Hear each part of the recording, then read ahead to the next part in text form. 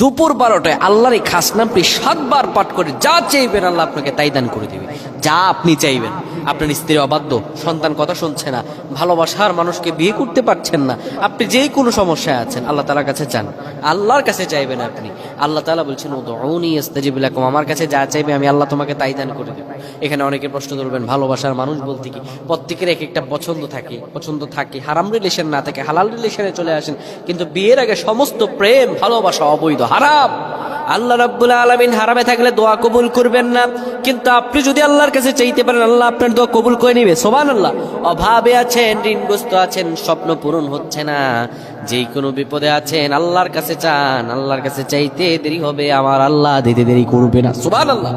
আপনি যখন দুপুর 12টা বেজে যাবে আল্লাহর ঘর মসজিদে চলে আসবেন, মসজিদে এসে আপনি 10 বার দুরূদ পাঠ করবেন, এরপরে 7 বার পাঠ করবেন আর